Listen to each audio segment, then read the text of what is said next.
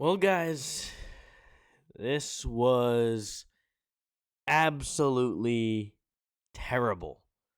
No intro video today because this is not a team that is deserving of an intro video. And if you're joining me here tonight, it's because the Buffalo Bills got absolutely embarrassed by a team that doesn't even want to win. This is one of the least talented teams in the entire NFL. They have a horrible quarterback. They have no defense. And they put belt to ass on this Buffalo Bills team. That was some of the worst football I've watched as a Buffalo Bills fan in quite some time. I can't remember a time when the offense looked that bad, specifically in a game in general, but the fact that they did it against a team this bad, this is something that we have not ever seen the Buffalo Bills do. And in this episode, I'm going to give you a little bit of a teaser here, but if you came here for reasoning why this game is just one game, you came to the wrong video. I am sick and tired of this Buffalo Bills team and sick and tired of the way that Brandon Beane, Sean McDermott, and this organization have treated this team this year and have pretty much forgotten that they have the reigning league MVP on this team, and that they were playing a team so bad that they had third and fourth string corners playing on a team where your first and second string corners were some of the worst in the entire NFL. This was absolutely terrible. One of the worst games you will ever see as a Buffalo Bills fan, or at least probably the worst game we've seen while Josh Allen has been in Buffalo, and certainly while he's been good. So, just so disheartening, demoralizing, embarrassing, pathetic, weak football team and football game you could ever have. And we're going to get into exactly what went wrong for the Bills, but a lot more went wrong than went right overall. Their punter, Mitch Wishnowsky, he had a couple good punts. Good for him. Like, we can get behind that. Outside of that, there was nothing. Here we go. Let's dive into this. And the first bad thing to happen in this game, or maybe not the first, but one of the first, was Dalton Kincaid. He came out of the game with a hamstring injury. He did not return. There's no telling how long he'll be out at this point. Hamstring is just a tough injury to heal quickly. You can't play through a hamstring injury. It's just one of those soft tissue things where, you gotta rest, and that is the only way that it's going to actually get better. Really tough blow for the Bills, and honestly, just add it to the list of injuries that Dalton Kincaid has had in his young career. When he's on the field, he is a phenomenal talent. He is very good for this Buffalo Bills team, but he has not been able to stay on the field, and it's unfortunate because you can't blame somebody who has a lot of injuries. You just can't do it. But it gets to the point where it gets really frustrating, and when you can't rely on a guy, you just can't rely on him. So Dalton Kincaid did not play. Who knows when he will be back?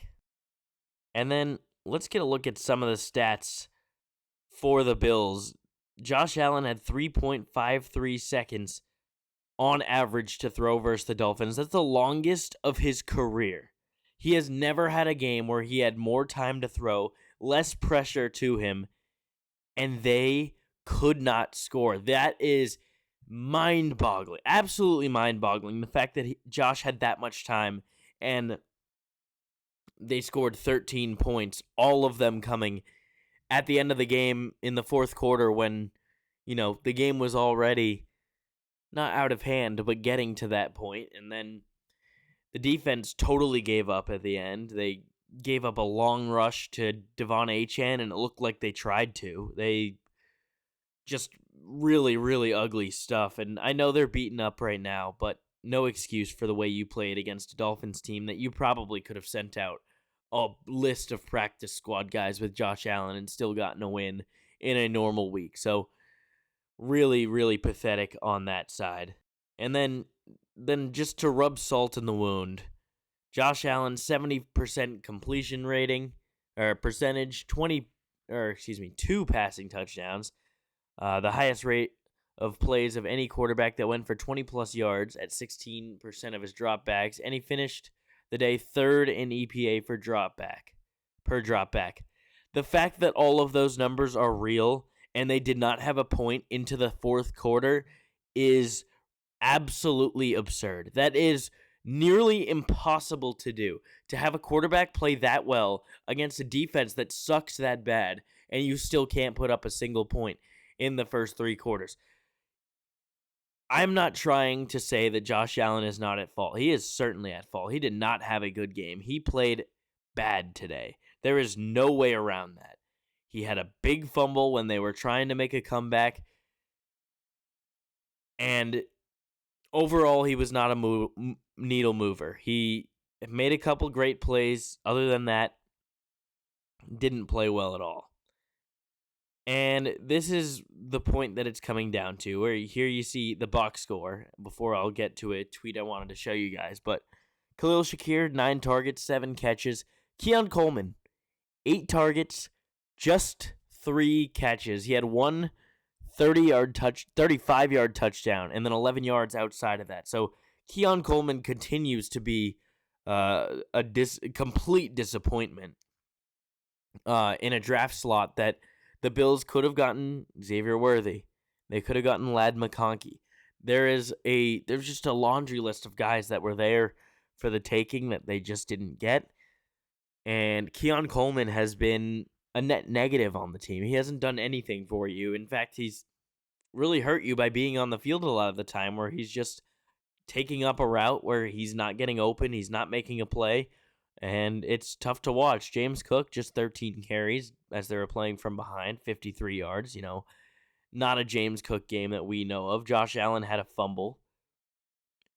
And all of this to lose the game and fall into second place in the division. And by the way, the Buffalo Bills, they're looking up at the Patriots, and there's very, very little room for error at this point, because the New England Patriots have a very easy schedule, guys. This is a snooze fest of a schedule for the New England Patriots.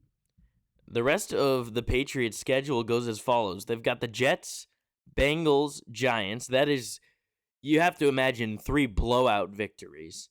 Then they have the Bills at home, which they already looked way better than the Bills in Buffalo in a night game. So they're probably going to be favored in that game, to be completely honest with you. Then they have a bye, they have the bye before that. So they've got the bye before the Bills game.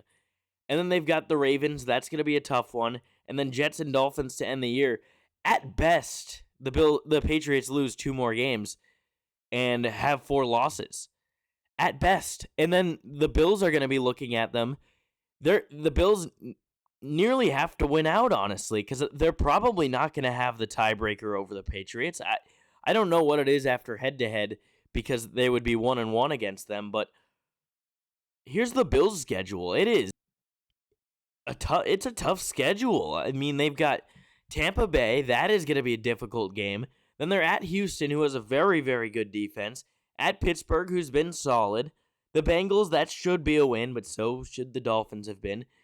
And then they've got the Patriots. It is just tough sledding for the Buffalo Bills. Honestly, I think the division is over, guys. I don't think the Bills have a chance of winning this division. The way the Patriots are playing right now, they are a significantly better team. They have the far easier schedule. And they've already won a game against the Bills in Buffalo. Not to mention the Bills, after that Patriots game, they've got the Browns, which is easy. Then they've got the Eagles. That's a loss right now. And then they've got the Jets. So do you really think the Bills are going to, forget only lose one game the rest of the year? Do you think that's even possible? They only lose two? Between the Patriots, Tampa, Houston, Pittsburgh, the Eagles, you're looking at least 2 wins there. Losses there, you'd have to imagine. So things are looking down for the Buffalo Bills. They cannot get anything going. Their defense is banged up. They didn't look great. They gave up a lot of yards the first 2 drives of the game, and then at the end of the game they gave up. And that's harder to necessarily blame them for. That's more of a coaching thing, I think. But we've got to have like a real state of the union at this point, because the Buffalo Bills, as currently constructed, are not going anywhere. And Greg Thompson, who is my favorite Bills creator that out there, so shout out Greg of Cover One Buffalo. He said he's done defending McDermott, done defending Beane, done defending Joe Brady, and done pretending Josh doesn't deserve criticism. All valid points. I don't know where the Bills go from here. It really feels like the type of thing where, they're not going to do anything until the end of the season unless something outrageous happens, like they lose 6 in a row down the stretch or something like that, which I don't think is going to happen. But just what do you do if you're the Buffalo Bills? I think McDermott has to go at the end of the season, barring some miraculous comeback in the season, which I know it's possible. You can get hot. You can go on a run. I hope it happens. I really do. But I have to tell you, this is the worst I've felt about the Buffalo Bills in really a long, long time. They just don't have a lot of good players. They simply just don't have a lot of good players, and that is terrifying because they have no room in the salary cap. They've got lots of guys locked up who have looked so bad, who can't stay healthy.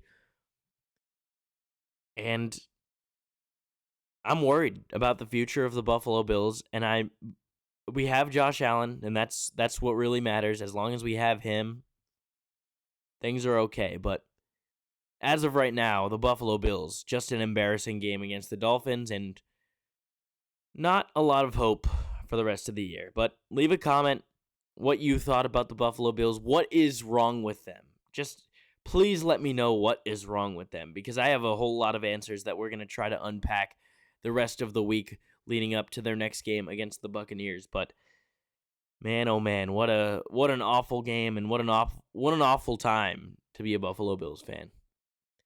Thank you guys so much for tuning in. This is Bills Digest. See you later.